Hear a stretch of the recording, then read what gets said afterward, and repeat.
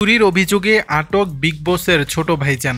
চুরির অভিযোগে গ্রেপ্তার হলেন সালমান খানের জনপ্রিয় শো বিগ বস ১৬ এর ছোট ভাইজান খ্যাত আব্দুর রজিক।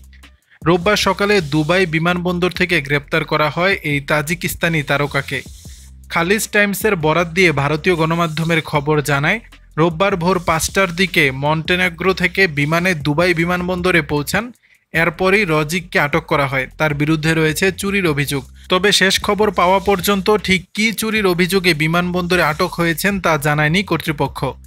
রজিক একজন গায়ক ও সোশ্যাল মিডিয়া ইনফ্লুয়েন্সারও। ওহি দিলি জোর, চাকি চাকি বরন, মোদারের মতো বহু হিট গান উপহার দিয়েছেন তিনি। তবে ২০২২-২৩ সালে বিগ বস ১৬ই তাকে ভারত জুড়ে প্রকৃত পরিচিতি দেয়। সালমানের সঙ্গে তার দুরন্ত রসায়ন সকলেরই পছন্দ হয়েছিল। তিনি প্রিয় অভিনেতাকে নিয়ে ছোট ভাইজান নামে একটি গানও বানায়।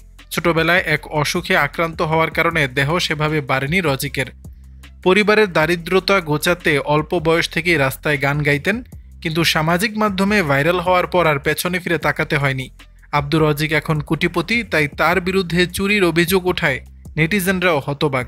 দর্শক, বিষয়টি নিয়ে আপনাদের মতামত জানাবেন নিচের কমেন্ট বক্সে।